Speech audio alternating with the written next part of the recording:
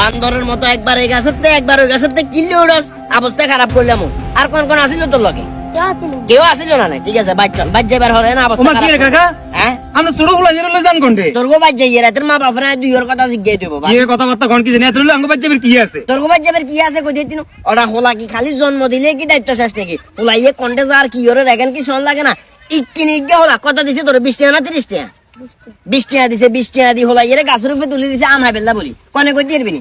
আর বাতি যে গেছে যাই গিয়া হেতে এতে গাছের উপরে তুলে দিছে ইক্কিনি হোলাইয়া কোনো কারণে যদি গাছের তুন হয় তখন তো গাছ আলার দোষে বকব যে সেলিম ভাইসার গাছের দাম হাবেল্লা উড়ি হোলাইয়া হয়ে গেছে। মানছে তো আর জানতো না গাছের উপরে কনে তুলে দিছে, তখন আর নাম খারাপ হইব না। ওই তো হারন হাতের বাইত আঙ্গ বাইত নি কি করবেন? হেতের মা বাবারা জিজ্ঞা মরে হোলাইয়ের যে তোমরা যে জন্ম দিলা, জন্ম দিবার হরে যেভাবে ছাড়ি দিলা হোলা কন্টে যার কি করে খোঁজ খবর এখন লইতে হবো না?